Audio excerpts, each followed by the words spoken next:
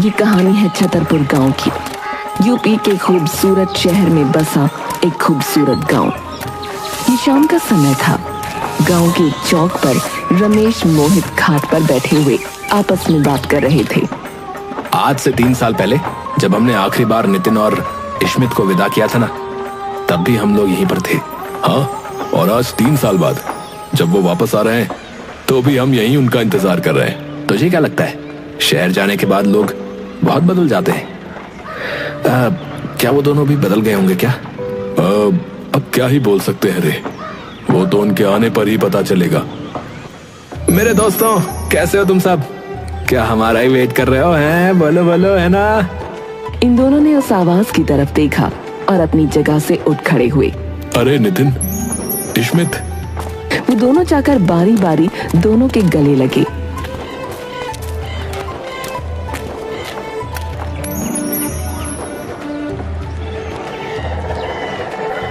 कैसे हो तुम लोग? अरे हम दोनों तो एकदम ठीक है यार। तुम लोग बताओ, कैसे गुजरे 3 साल हमारे बिना? हैं? अरे हम तो अपने ही गांव में थे रे। तुम लोग बताओ यार, कैसे गुजरे दिन? शहर में तो सब कुछ बहुत अच्छा होता होगा ना? अरे भाई, शहर में चाहे जितना भी कुछ अच्छा हो और जितने भी दोस्त बने, लेकिन गांव की मिट्टी की खुशबू और बचपन के दोस्त, उनकी जगह जो है ना, दिल और दिमाग में कोई भी नहीं ले सकता यार। ये बात सुनकर मोहित और रमेश बहुत खुश हुए। उन्होंने एक बार फिर से नितिन और इश्मित को गले लगाया। चलो पहले माँ बाबूजी से मिल लेते, उसके बाद पूरी रात बस बातें करने में निकाल देंगे। हाँ हाँ बिल्कुल सही, चलो। नितिन और इश्मित अपने घर पहुंचे।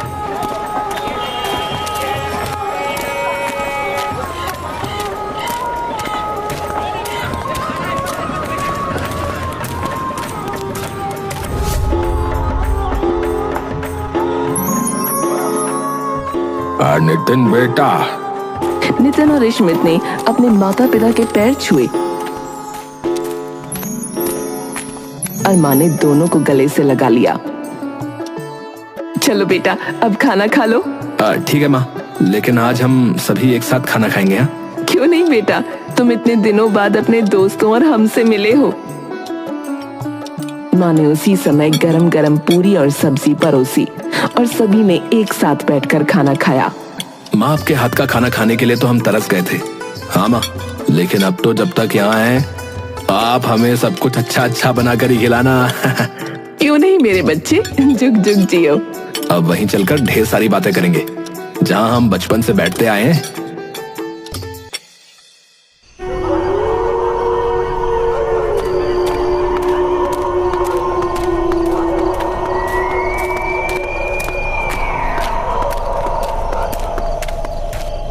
अब वो चारों तालाब के किनारे पहुंचे और बॉनफायर के सामने बैठकर बात करने लगे। नितिन, और बता यार, तुम लोग शहर में कैसे रह रहे थे? अरे यार, वैसे तो सब कुछ अच्छा था वहाँ, बस रूम शेयरिंग में थोड़ी प्रॉब्लम होती है यार। और जैसे यहाँ हम शतरंज खेला करते थे, तुम वहाँ अपने दोस्तों के साथ क्या खेलते थे यार? अरे भाई, शहर में तो आधे पागल लोग रहते हैं यार, उनके ना खेल भी बड़े अजीब अजीब से होते हैं। जैसे? अरे रुक यार, अभी दिखाता हूँ। नितिन ने अपने बैग से एक बोर्ड निकाला जिस पर लिखा था ओझा बोर्ड। इस बोर्ड पर 0 से लेकर 9 तक सभी नंबर थे और उसके नीचे A to Z तक पूरे अल्फाबेट लिखे थे। लेफ्ट साइड में यस और राइट साइड में नो लिखा था और नीचे की साइड हेलो और गुड बाय लिखा था। ये क्या है भाई? अरे ये ओझा बोर्ड है यार, आत्माओं को बुलाने का एक खेल है ये। है? क्या? अरे आत्माओं को बुलाने का खेल? अरे यार, ये तो मुझे बहुत ही बकवास लग रहा है। भला एक बोर्ड के जरिए कैसे आत्मा को बुलाया जा सकता है, बता? अरे यार, मैं बताता हूँ ना। इस खेल में कम से कम 4 लोग चाहिए होते हैं। इसमें हमें एक कॉइन पर अपनी एक उंगली रखनी होती है, समझ गया? और फिर आत्मा को बुलाना होता है, समझ गया? आत्मा इन अल्फाबेट्स के जरिए हमसे बात करती है और जब हमें उसे भेजना होता है तो उसे गुड बाय करके हम अपनी उंगली हटा सकते हैं, समझ गया? ये सुनकर मोहित और रमेश ने एक दूसरे का मुंह देखा और ठहाका लगाकर हंस पड़े। अबे भाई, हम गांव के जरूर हैं लेकिन पागल नहीं है। अच्छा मजाक है यार ये तो। अबे यार, अगर तुमको मजाक लगता है तो हम लोग भी चाह रहे हैं। चल ट्राई करते हैं, चल। इस पर सभी ने एक दूसरे का मुंह देखा। इसके बाद इश्मित ने अपने वॉलेट से एक सिक्का निकाला, फिर उसको ओझा बोर्ड पर रखकर सभी ने अपनी एक एक उंगली उस पर रखी। अगर हमारे आसपास कोई आत्मा है तो अपने होने का संकेत दो। ये कहकर वो कुछ देर रुका और फिर से वही बात दोहराई। अगर हमारे आसपास कोई आत्मा है तो अपने होने का संकेत दो। ये कहकर वो फिर से रुका और इस बार रमेश बोला, अरे तुम लोग क्यों हमारा बेवकूफ बना रहे हो? बेवकूफ बना रहे हो ना, सच्ची बताओ। रमेश की बात बीच में ही रुक गई जब वो सिक्का अपने आप खिसक कर हलों पर आ गया। इन सभी ने एक दूसरे के चेहरे को देखा और इश्मित बोला, तुम्हारा नाम क्या है? इतना कहते ही कॉइन अपने आप अल्फाबेट पर घूमने लगा और एक नाम बना, विनीता। तभी कॉइन यस पर जाकर रुका। तुम्हारी आत्मा यहाँ क्यों भटक रही है? तभी कॉइन फिर से अल्फाबेट्स पर घूमा।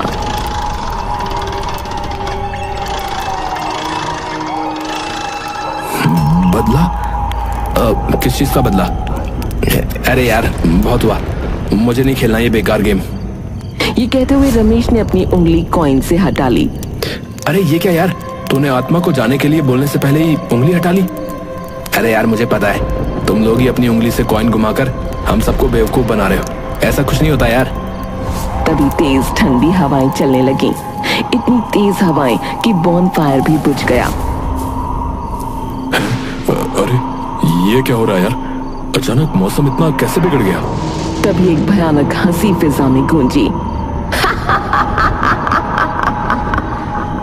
अरे ये किसकी आवाज है? विनीता। उन्होंने देखा कि सामने लाल साड़ी पहने हुए एक औरत खड़ी है जिसकी शक्ल बहुत ही भयानक है। भागो, भाग रे, भाग भाग यार भाग, अरे भागो। वो चारों वहां से भागे। उन्होंने अपनी पूरी ताकत से अपने कदम बढ़ाए, लेकिन वो जितना भी आगे जाते उनको वही आवाज अपने बिल्कुल करीब से सुनाई देती। वो अब ऐसे भागे कि सीधा गांव के चौक पर आकर रुके। तुम दोनों एकदम पागल हो, तुमने सच में एक आत्मा को बुला लिया। अरे यार, जब तुम दोनों ही उस गेम को फेक गेम समझ रहे थे तो हम क्या करते बताओ। चलो अब इस बात को यही खत्म करो और अपने अपने घर को चलते हैं बस। उन सभी ने चुप्पी साध ली और अपने अपने घरों को निकल गए।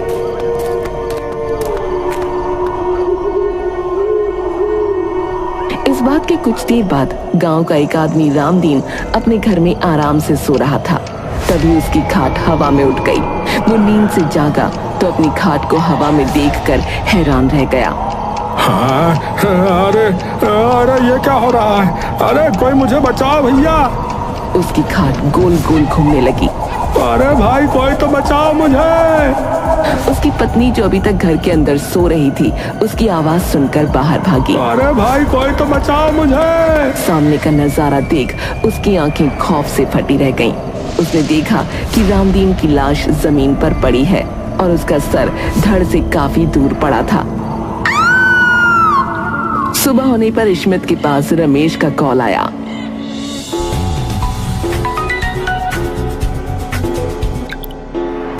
हेलो रमेश।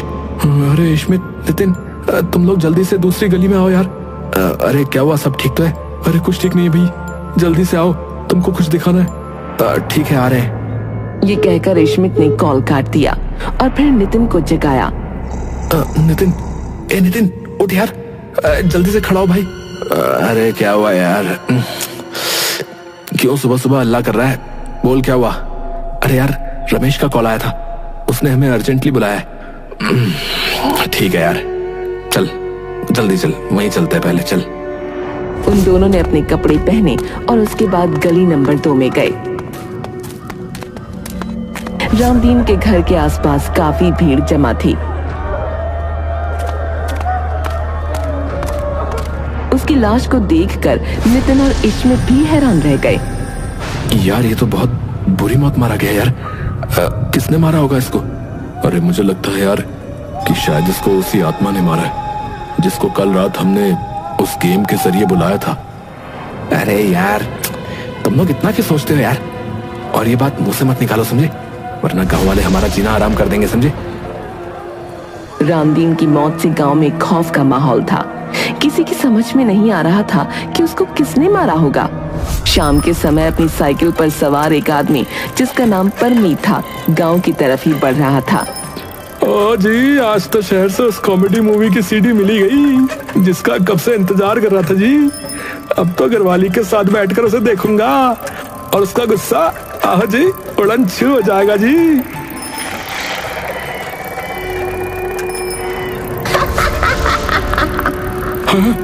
ओ जी, ओ ये किसकी आवाज है? उसने साइकिल रोकी और पीछे पलट कर देखा तो वहाँ कोई नहीं था। उसने मुंह से सांस छोड़ी और फिर जैसे ही आगे देखा तो उसकी आंखें खौफ से फटी रह गईं। उसके सामने विनीता बहुत ही भयानक अवतार में खड़ी थी। उसके बाल बिखरे हुए थे, आंखें लाल लाल चमक रही थीं। उसके नाखून किसी चुड़ैल जैसे लंबे और पैने थे।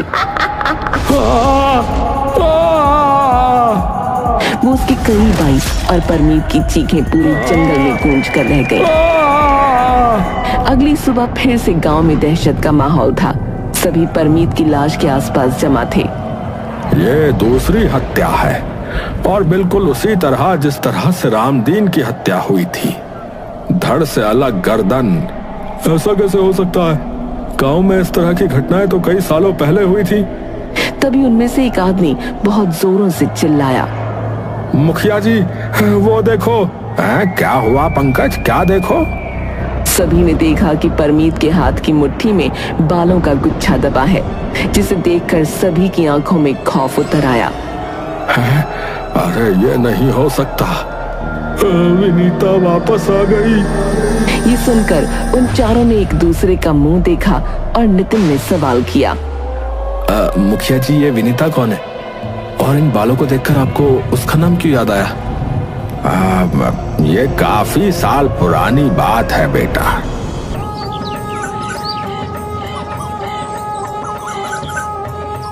गांव में नरेश नाम का एक लड़का अपनी एक खूबसूरत लड़की विनीता को ब्याह कर लाया था।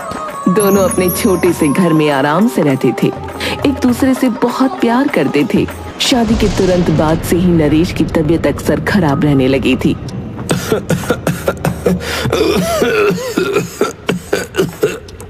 नरेश, तुमको इतने दिनों से खांसी हो रही है, तुम इसका इलाज क्यों नहीं करवाते? इस बार जब तनख्वाह मिलेगी ना तो दवाई ले आऊंगा। और तब तक तुमको कुछ हो गया तो? अरे कुछ नहीं होगा, तुम्हारा प्यार मेरे साथ है ना। तुम तो मुझे मौत तक से छीन कर वापस ला सकती हो। नरेश, ऐसा मत बोलिए। ये कहते हुए विनीता ने नरेश के मुंह पर हाथ रखकर उसे चुप करा दिया।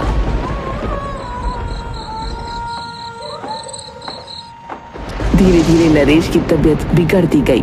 अब वो अपने बिस्तर तक से उठने लायक नहीं रहा। नरेश, अब मैं आपको इस तरह और नहीं देख सकती।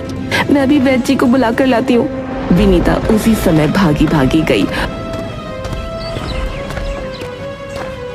और वैद्य जी को बुलाकर ले आई। लेकिन तब तक नरेश की आंखें भी बंद हो चुकी थीं। नरेश उठो, तुमको देखने वैद्य जी आए हैं। नरेश की तरफ से कोई जवाब नहीं आया। वैद्य जी ने उसकी नाड़ी देखी, हे भगवान। फिर उसकी धड़कनें सुनी और उसके बाद वो विनीता से बोले, विनीता बेटी, तुम्हारा नरेश अब इस दुनिया में नहीं रहा बेटी। ये आप क्या कह रहे हैं? नरेश! विनीता चीखती हुई अपने पति की लाश से लिपट गई और आंसू बहाने लगी। ये बात पूरे मोहल्ले में फैल गई और घर के अंदर और आसपास काफी लोग जमा हो गए। लेकिन विनीता अभी भी नरेश की लाश को चिपटाए रो रही थी। विनीता, नरेश की लाश को छोड़ दो, हमें इसका अंतिम संस्कार कर देना चाहिए।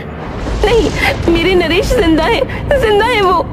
विनीता ने अपना प्रण नहीं छोड़ा, न ही नरेश को किसी को हाथ लगाने दिया। मुखिया जी, विनीता को समझाइए, नरेश की लाश ज्यादा देर तक घर में रही तो उसमें से गंध आने लगेगी, कीड़े भी पड़ सकते हैं। मैं जबरदस्ती नहीं कर सकता भाई। जब लाश सड़ना शुरू हो जाएगी तो शायद उसको अपने आप सच का पता चल जाएगा। ये सभी विनीता को उसके हाल पर छोड़कर चले गए। तभी उसके कानों में एक स्वर गूंजा, तुम्हारा प्यार मेरे साथ है ना, तुम तो मुझे मौत तक से छीन कर वापस ला सकती हो। ये बात याद आते ही उसके चेहरे पर एक भयानक मुस्कान छलक आई।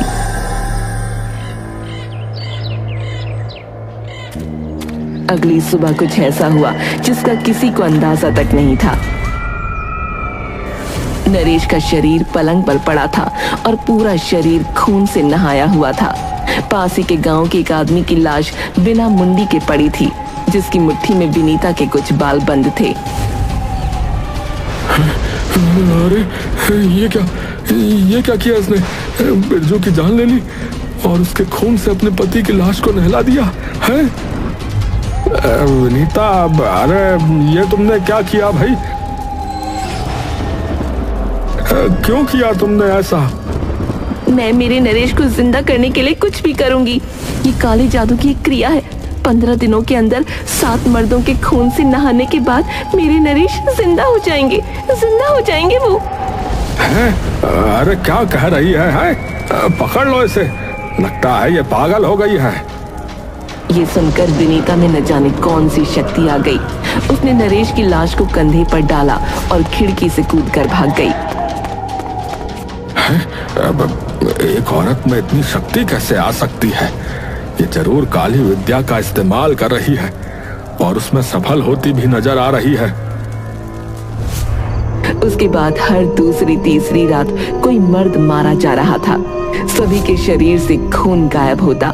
उनकी मुट्ठी में विनीता के बाल नजर आते थे, क्योंकि मरने से पहले हर कोई विनीता के बाल पकड़कर उससे अपने आप को छुड़ाने की कोशिश करता होगा। एक दिन सभी गांव वालों ने आपस में कोई मशवरा किया।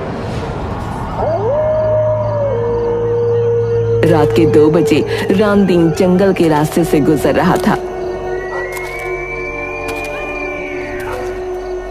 कहते हैं इस रास्ते पर विनीता घूमती है, मुझे तो नहीं लगता।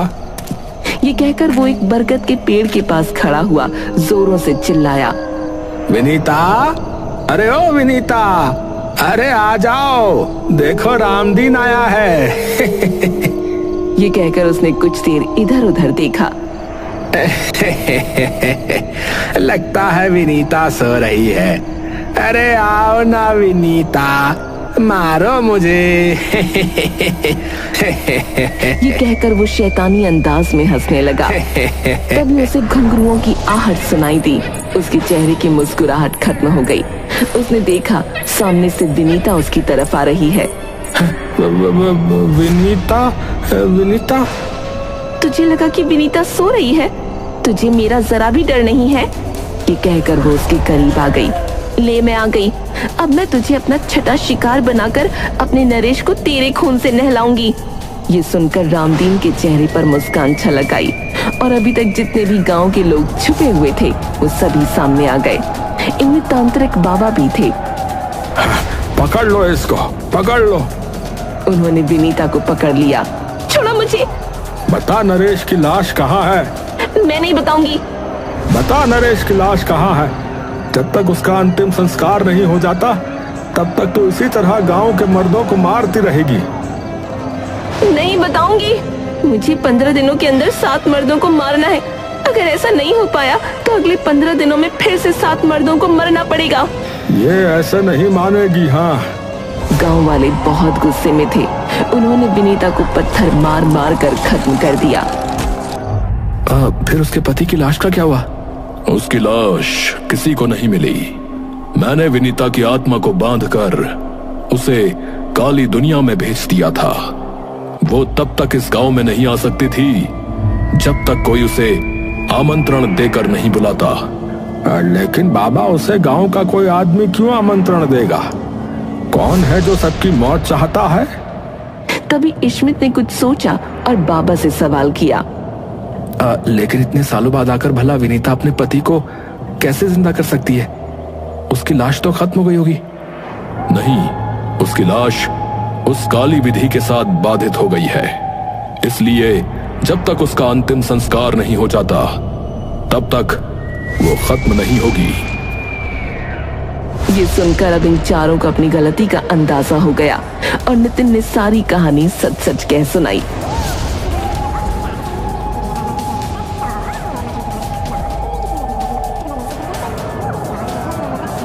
अरे ये तुम लोगों ने बहुत गलत कर दिया है। मेरे हिसाब से हमें एक बार फिर से ओझा बोर्ड का इस्तेमाल करके विनीता की आत्मा को वापस भेज देना चाहिए। नहीं नहीं, मुझे कुछ नहीं करना ऐसा वैसा, कहीं वो विनीता मुझे ही अपना शिकार ना बना ले। अरे रमेश, गांव के लोग हमारी वजह से खतरे में, हमें ऐसा करना ही पड़ेगा यार। मुझे ऐसा कुछ नहीं करना, मैं तो घर जा रहा हूँ। रमेश अपने घर चला गया और नितिन मुखिया से बोला, मुखिया जी, हमें लगता है कि हमें उस विनीता की आत्मा को उसी तरह से पकड़ना चाहिए जिस तरह से पहले पकड़ा था। लेकिन अब हम ऐसा कैसे करेंगे बेटा? अब तो वो एक आत्मा है। हम लोग उसे ओझा बोर्ड की मदद से बुला सकते हैं। क्या बोर्ड? क्या होता है वो? तभी इश्मित ने अपने बैग से ओझा बोर्ड निकाला। ये है ओझा बोर्ड। गांव के किसी भी आदमी को ओझा बोर्ड को देखकर कुछ समझ नहीं आया।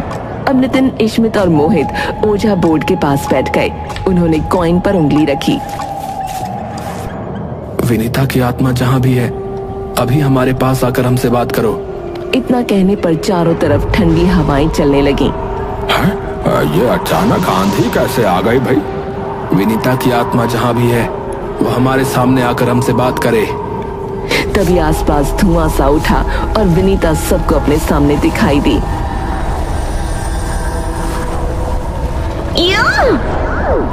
उसे देखकर सभी लोग डर गए और इश्मित हिम्मत करके बोला, इस समय तुम हमारे कब्जे में हो। हमने तुमको बुलाया था और हम ही तुमको वापस भेज रहे हैं। तुमको लगता है मैं तुम्हारे काबू में हूँ? ये कहकर उसने एक आदमी को अपने कंधे पर डाला। मैं तो चली और वहां से भागने लगी।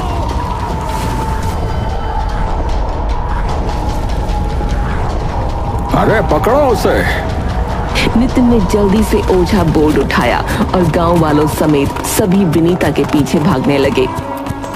जब हमने ओझा बोर्ड के जरिए विनीता की आत्मा को बुलाया तो वो हमारे काबू में कैसे नहीं है? यार ऐसा शायद इसलिए हुआ है कि उस समय रमेश भी हमारे साथ था और अब रमेश अपने घर पर है। ये लोग उसका पीछा तो कर रहे थे, लेकिन उसकी चाल बहुत तेज थी। वो बिजली की रफ्तार से एक गुफा में घुस गई। चलो जल्दी, वरना वो कुछ कर ना दे। गांव के लोग और चारों जैसे ही गुफा के अंदर पहुंचे तो सामने का मंजर देख उनकी रूह कांप उठी। नरेश का शरीर एक टीले पर पड़ा था और जिस आदमी को उठाकर विनीता लाई थी उसका सर धड़ से अलग था। नरेश का पूरा शरीर खून से नहाया हुआ था। अब नरेश जिंदा होगा, मेरा नरेश जिंदा होगा। और ये कहकर वो जोर जोर से कोई मंत्र पढ़ने लगी। तुम शहरी लड़कों की वजह से हम सबकी जानें खतरे में हैं। अगर नरेश जिंदा हो गया तो वो एक शैतान के रूप में वापस आएगा और फिर हम सबकी मौत तय है। ये सुनकर नितिन और इश्मित के चेहरे पर पश्चाताप के भाव उभर आए। हमें माफ कर दीजिए मुखिया जी, हमें नहीं पता था कि ये खेल हमें इतना भारी पड़ेगा। तभी रमेश वहां आ पहुंचा। रमेश, चलो जल्दी से विनीता की आत्मा को वापस भेज देते हैं। ये सुनकर नितिन और इश्मित की जान में जान आ गई। उन्होंने ओझा बोर्ड बिछाया और चारों ने खेल शुरू किया। विनीता की आत्मा हमारे काबू में आओ। विनीता की आत्मा हमारे काबू में आओ। विनीता की आत्मा हमारे काबू में आओ।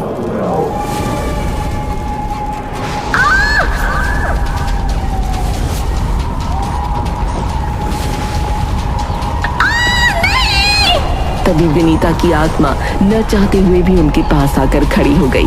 उसकी चीख पुकार सुनकर सभी गांव के लोग डर से पीछे हट गए। हट जाओ, तुम लोग हट जाओ, वरना मैं तुम सबको खत्म कर दूंगी। विनीता उन चारों पर हमला करना चाहती थी, लेकिन वो उनको छू भी नहीं पा रही थी। तुम हमारा कुछ नहीं बिगाड़ सकती। अब उन चारों ने एक साथ बोला, विनीता की आत्मा, हमने तुमको बुलाया था और अब हम तुम्हें वापस भेज रहे हैं। चली जाओ अपनी काली दुनिया में। हाँ, चली जाओ वापस। हाँ, चली जाओ वापस। ये कहकर उन्होंने गुड बाय पर कॉइन को खिसकाया।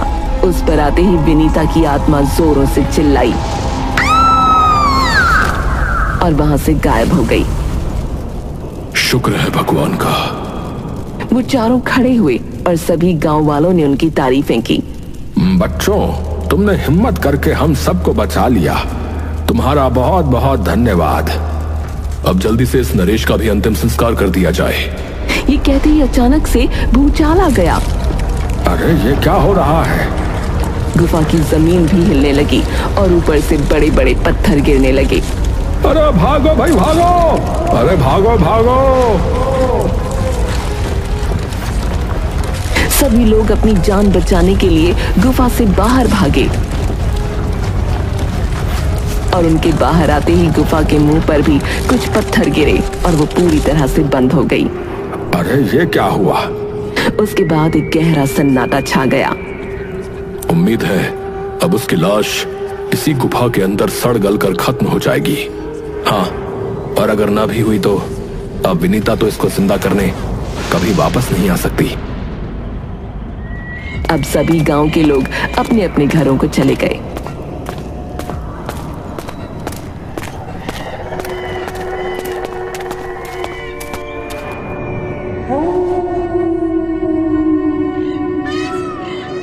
अगली सुबह नितिन और रिश्मित गांव की सरहद पर थे। आज जीते रहो बच्चों। तभी एक बस आकर रुकी। अच्छा दोस्तों, अब हम चलते हैं, फिर मिलेंगे। हाँ जाओ बच्चों, अगली बार फिर मुलाकात होगी। नितिन और रिश्मित मुस्कुराए और फिर बस में बैठकर निकल गए।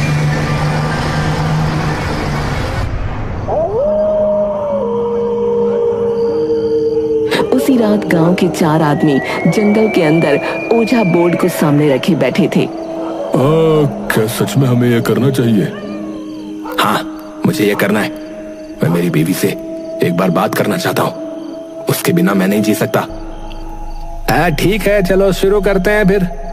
ये कहकर उन्होंने ओझा बोर्ड पर कॉइन रखी और उस पर अपनी उंगली रखकर दूसरा आदमी बोला, नंदिनी की आत्मा जहाँ कहीं भी है, मुझसे आकर बात करो। तभी सर्द हवाएं चलने लगीं और सिक्का हलों पर आकर रुक गया। तभी एक भयानक हंसी फिजा में गूंजती है।